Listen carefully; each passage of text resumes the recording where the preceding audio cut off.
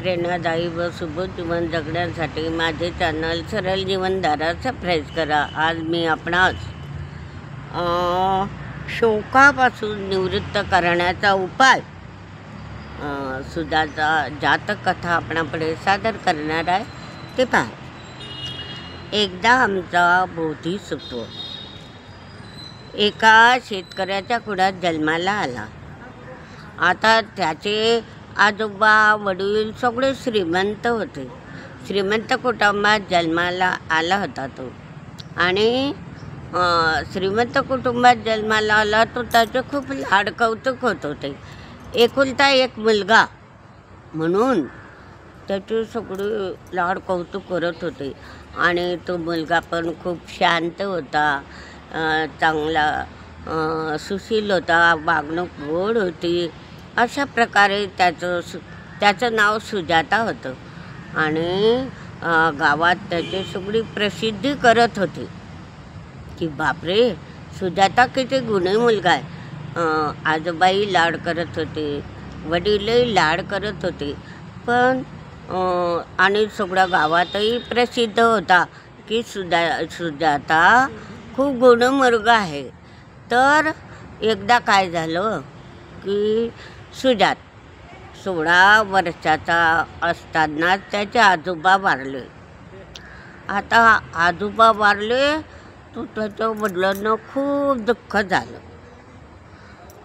रात्रंदिवस आजोबा त्याच्या वडिलाची आठवण करून शोक करायचं होतं, आणि त्यांचे मग असं शेतातच त्याला जाळलं, आणि त्यांच्या अस्थी एका थडग्यात भरून ठेवल्या, आणि तिथे थडगं तयार केलं।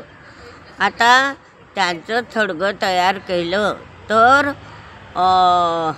थडगं तयार केलं, मग तो सुजाताचे वडील काय करायचे, रात्रंदिवस सकाळ संध्याकाळ बाबाच्या थडग्याजवळ जायचे आणि शोक करायचे। असं इतकं रात्रंदिवस शोक करतात त्यांना त्यांचे व्यवहारसुद्धा कळायचे नाही की काय व्यवहार करायचा, काय संसार करायचा, हे सुद्धा त्यांना कळायचं नाही। इतके ते त्यांच्या वडिलांच्या शोकाने वेडे झाले होते। मग रात्रंदिवस शोक करता करता त्यांच्या तब्येतीवर सुद्धा परिणाम झाला।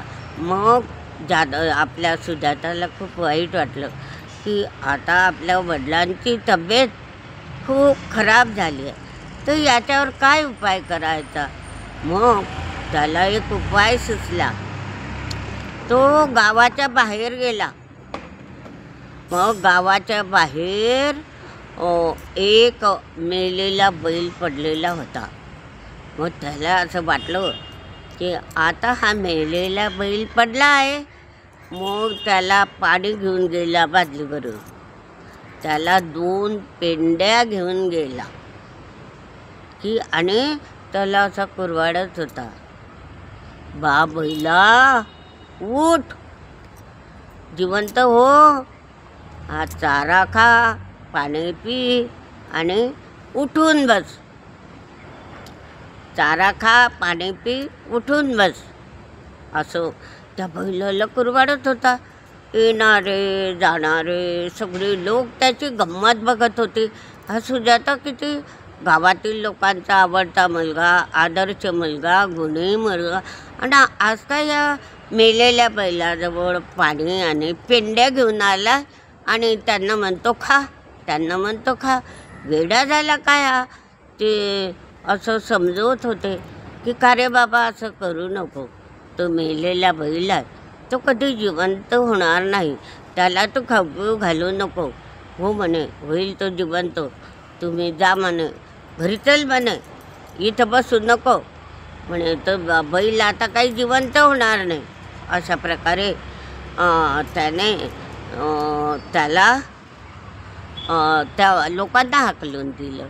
मग लगेच दुसरे आले, मग सगळे विनवण्या करत होते, बाळा तू सगळ्या गावातील मुलामध्ये गुणवान मुलगा आहे, सुशिक्षित मुलगा आहे, चांगला मुलगा आहे ना, असं काय वेड्यासारखं करतो, वेड लागलं का तुला। हो म्हणे, जा, मला वेड लागलं म्हणे, मग ते त्याच्या वडिलांजवळ गेले आणि वडिलांजवळ जाताबरोबर सगळी हकीकत सांगितली की तुमचा मुलगा असा. मग त्याचे वडील तो पितृशोक सोडला, पण पुत्राचा उदय झाला. पितृशोक सोडला पण पुत्राचा उदय झाला, पुत्र उदय झाला. तर अशा प्रकारे त्याच्या मुलाजवळ आला आणि म्हणाला, का रे बाबा तू हे काय वेड्यासारखं करतोय? अरे तो बैल मेलाय, तो पाणी पिणार नाही, तो गवताची पेंडी खाणार नाही आणि तो जिवंतही होणार नाही, आणि तू का त्याला असं शोक व्यक्त करतोय ना, वेड्यासारखं करतोय?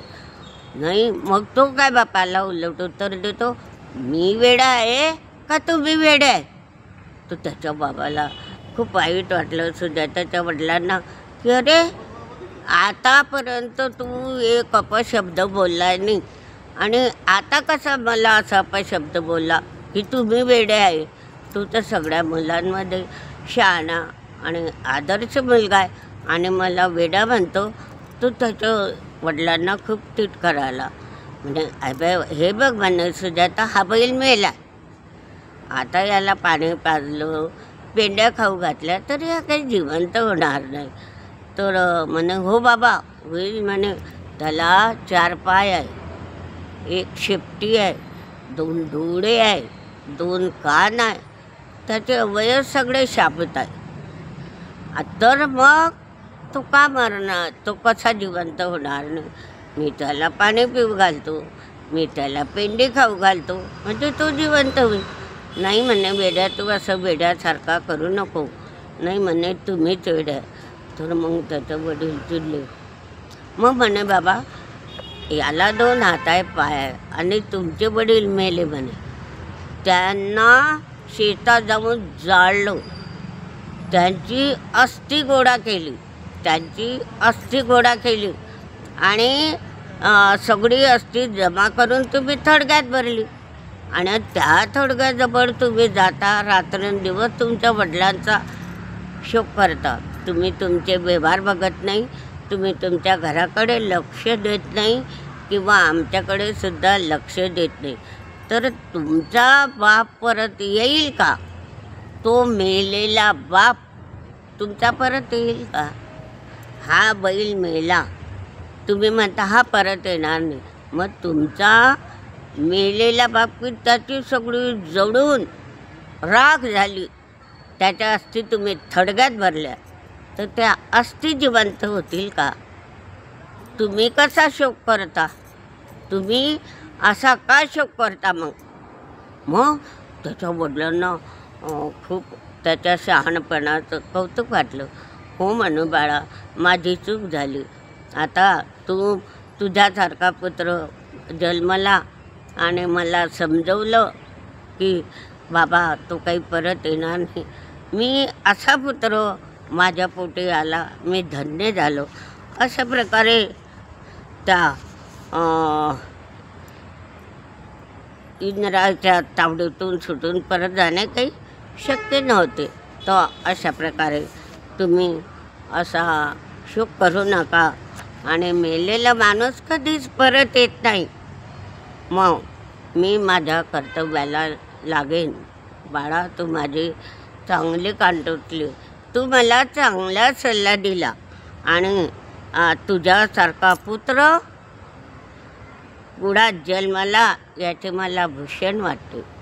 तुझ्यासारखा पुत्र माझ्या कुडात जन्माला याचं मला भूषण वाटतं. अशा प्रकारे सुजाताच्या वडिलांनी त्याची वाहवा केली आणि गावातील लोकांनी त्याला शाबासकी दिली. तर सुजातानं जर असा उपाय केला नसता तर त्याचे वडील असे वेड्यासारखेच करत राहिले असते. मेलेल्या बापाच्या थडग्याजवळच गेले असते आणि म्हटलं असं उठ बाबा असं करत असले आणि जसे ते अशक्त झाले तसे दिवसेंदिवस त्यांना आजारसुद्धा झडला असता. तो अशा प्रकारे सुजातानं बापाची कान उघडणी केली आणि त्यांना ठिकाणावर आणलं.